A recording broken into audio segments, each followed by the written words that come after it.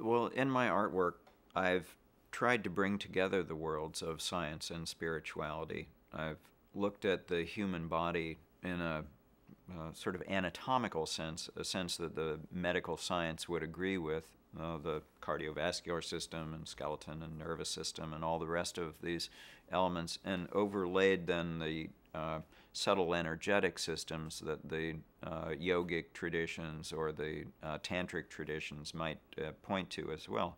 Because um, for me, science and spirituality are two aspects. One is looking at the outer world. The world of science is mostly measuring what is outside of us and that we can agree upon as something that's measurable. The world of spirit is looking within, and neither one can be reduced to the other. You know, science can't get its way, in my mind, that all is matter. You know, I don't think most responsible scientists would say that. You know, it's just that's what we can measure. You know, and so that's the worlds of science can measure that. The world of spirit, we have research. We have the researchers who are the great mystics and saints and sages. You know, they've been researching and doing contemplative practices that have given them access to the inner worlds, and so that's inner world research. I think they're both ways of looking at uh, at the world. They have a lot more in common, actually.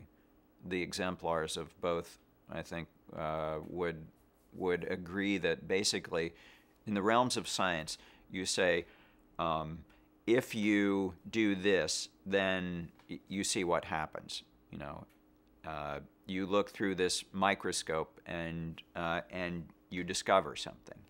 You know, with the realms of spirit, the teacher might say, do this practice and see what happens. And by and large, people report similar things, you know.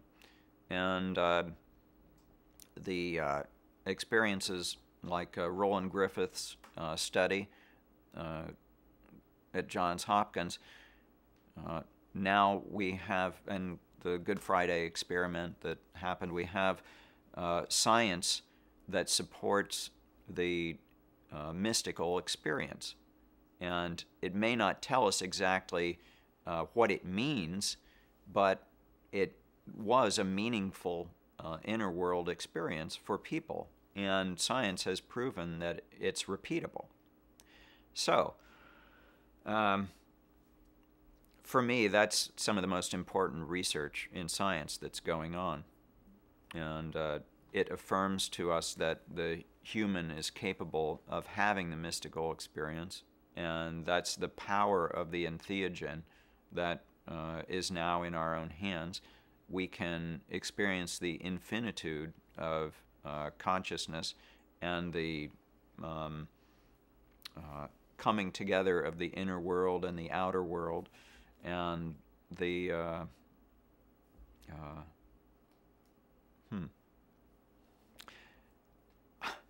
that's the really cool thing about the psychedelics. They're a substance, and they're molecules.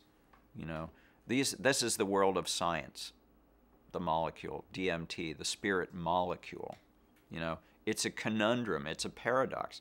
What the spirit is the inner world. The molecule is the external world. So the psychedelics or entheogens take us from the science to the spirit, take us to the inner world. Ralph Metzner was talking about the LSD in the town of Basel. You know, Hoffman discovers LSD in Basel. And 500 years before him, Paracelsus was the great alchemist, also living in Basel, and he founded the science of chemistry, basically. He was an alchemist founding the science of chemistry. He knew that there was something missing in alchemy. They couldn't discover the philosopher's stone until something else was developed. And I think that something else was chemistry. What's the difference between alchemy and chemistry? Alchemy, you've got chemical processes that the psyche of the alchemist is engaged in. They're seeing themselves reflected in this transmutation of these various elements. So in chemistry, we have the chemist kind of steps outside of these elements, and they're just playing with the external material world.